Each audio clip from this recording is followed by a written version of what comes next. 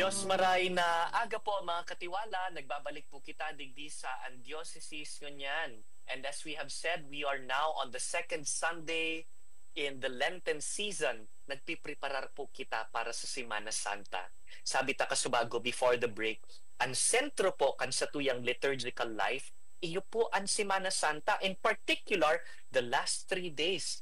On Good Friday, Black Saturday, and Easter Sunday, these are the highest point of our liturgy, the pinnacle of the liturgy. As in, kung araw po kayan kahalaga, ini mga selebrasyon kan Semana Santa, kay Puhan na magayon. Ano po? Kay Puhan pinagpiprepararan. Kaya nga ni, dahil may halaga ini, nagkakaigwa kita ng mga pre-fielding. Ano po? So, tinitipon kita kan commission and worship, tanganing i-review ang sa tuyang magiging selebrasyon dahil dakol po ang nag-aaratindir kan mga selebrasyon na ini, and we want to take that opportunity to be able to teach the most important mysteries of our Catholic life.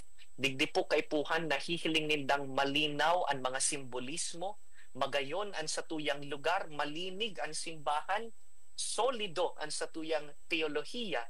Kaya ini pong satuyang panibagong guidelines, binabalik kita sa puso kan sa tuyang mga tradisyon, sa origins kan sa tuyang pagtubod. So anong mga activities po ang igwa kita pag Holy Week? Yan po dyan, enot siyempre po sa Domingo de Ramos ang blessing and procession of palms. Itong Palm Sunday Mass, bitbitan sa tuyang mga palaspas, minatiripon kita sa sarong lugar, halimbawa sa luwas kan simbahan, sa patio, ang iba sa haraning eskwelahan, dangan minaprosesyon kita pasiring sa simbahan. And then we have the Mass of the Lord's Supper. Yaon po dyan sa Holy Thursday. Pero bago po palang kaiyan, yaon ang mga pa-recollection, mga pakumpisal. Maghinguwa po kita makakumpisal ngunyan na Semana Santa. In fact, within the Lenten season, pwede man. Dangan yaon po ang satuyang Chrism Mass. Holy Thursday morning po sa Rosanaan Misa, minatiripon kita sa Albay Cathedral. As in, salamat sa Diyos dahil ngunyan na taon, espesyal ang satuya pong Chrism Mass dahil igwa po kitang ordination to the priesthood. To ordination to the diaconate. Igwa kitang 4 na mga seminarista na uordinan bilang mga diakono. Si Seminarian John Luke Andes kan Piodoran, si Seminarian Jomar Cal Banyas kan Pantao Parish, yaon si Seminarian Mark Joseph Calbelo kan Lidong Pulangi Parish, asin man si Seminarian Hill Odiver kan Ginobatan Parish. So, kasabay po kan sa tuyang Chrism Mass this coming Holy Thursday, iyo po ang ordination to the diaconate of these 4 brothers. Dangan sa hapon, iyo na po itong Mass of the Lord's Supper, itong may washing of the feet, ano po, and then the transfer of the Most Blessed Sacrament, it happens there. As in sa iba pong mga parokya, ang pag-senakulo, dangan dyan naman po minalibot sa mga parokya, inaapod tang Visita Altares, but most strictly, it is Visita Iglesia. We visit the entire church. Dangan celebration of the Lord's Passion on Good Friday, igwa kita kaiyan 7 palabras, pun alas 12, sagkod alas 3. Sa ibang mga parokya, igwang tradisyon ng pagtanggal sa krus. So we remove the image of the crucified Christ, ibinababa, nagiging Santo Entierro. Dangan kita ma-celebrar kan Passion of our Lord. We listen to the Passion, we venerate the cross, and we receive Holy Communion. Pag Sabado de Gloria po, iyo po ang pagmundo kan simbahan sa lulubngan kan kagurangnan. On Black Saturday, we grieve for the death of our Lord. Kaya pag Sabado de Gloria po, day po kita nag-outing. Ano po? Bako po iyan ang tamang aldaw nin pag-excursion, nin pagduman sa mga bakasyunan dahil nakikisumaraw kita sa simbahan. Let us teach solid theology, solid spirituality to our families. Bako po ini ang panahon para mag-outing. Panahon po ini tanganing rumdumon ang satuyang mga kasalan, magsilensyo, mation na ang mahal na Diyos, presente sa satuyang mga kadipisilan. So, pagbanggi po kan Sabado de Gloria, this is the time that we conduct our Paschal Vigil, our Easter Vigil. So ang kamautan ta po, iyon na ining most well-attended celebration services, matawan nin kahulugan, nin kahalagahan, kisa duman po sa ibatang mga activities, arog kan pilgrimages, visita iglesia, mga prosesyon, mas mahalaga po itong mga misa. Mas mahalaga ining mga selebrasyon, urog na ining yaon sa laog kan Trido o Pascual.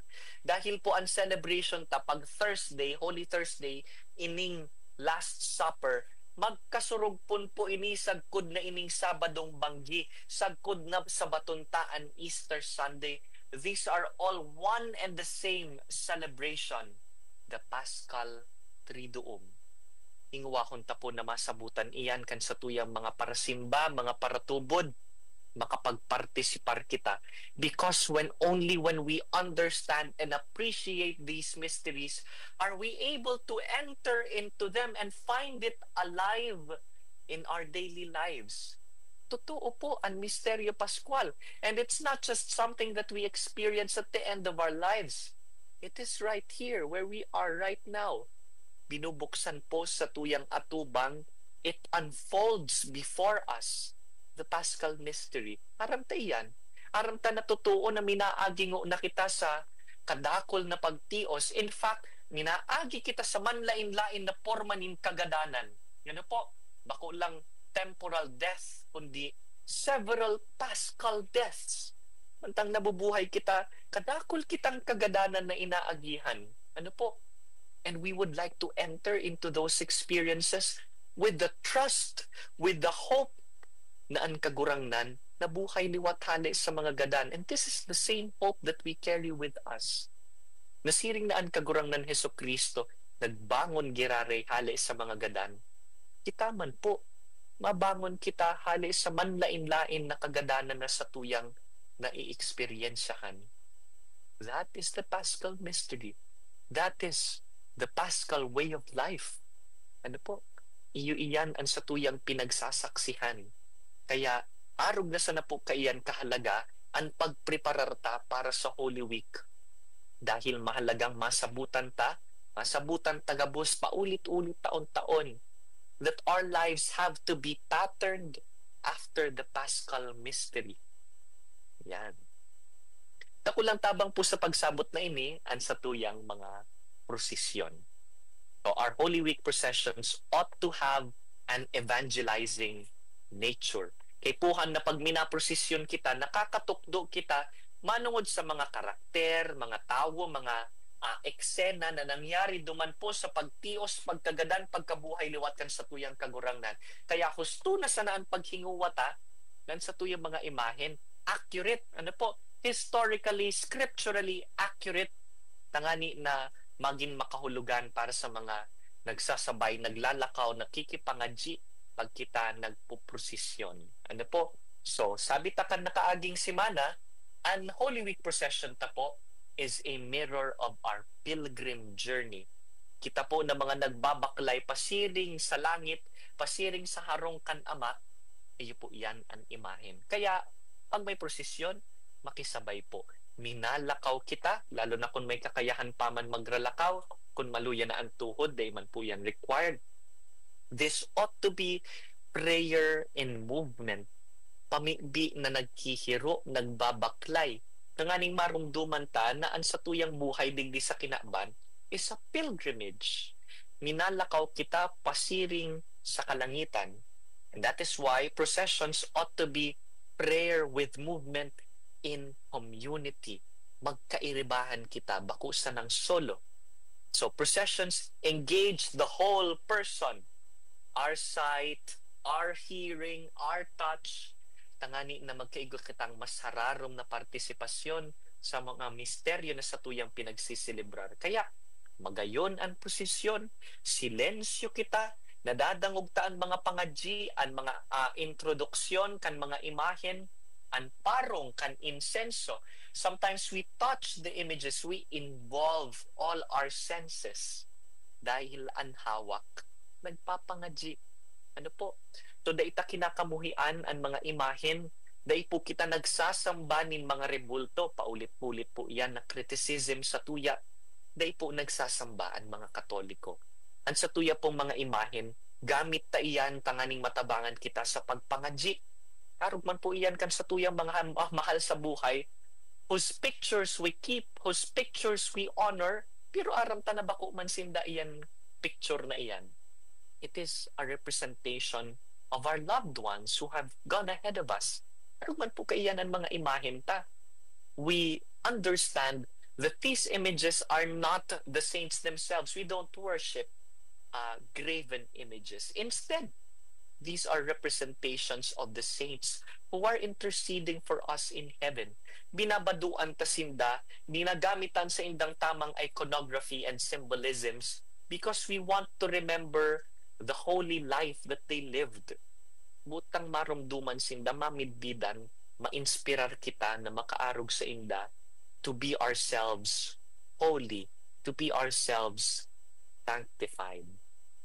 So, importante po na sa tuyang mga imahen, maging faithful sa Catholic iconography. So, kung kamo po, paso owner, paki-research po kung ano ang tamang itsura.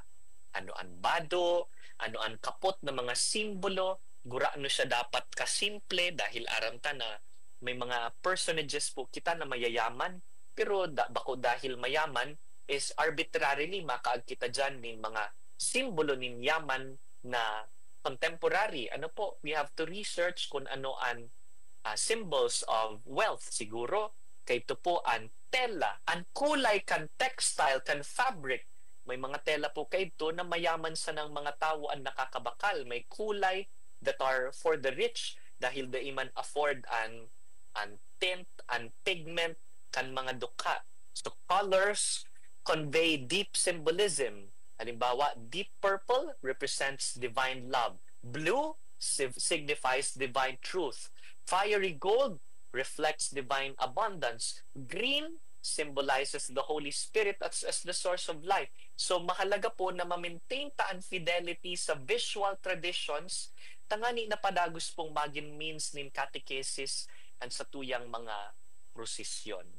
Ngunyan, ang pasunod-sunod kaiyan kung paano tapusin dahuhusayon ang pagpila kan mga paso, iyo po ang sanudtang pag-uulayan. So, mabalik pa po kita digdi sa diocese ngunyan, dyan lang po kamo.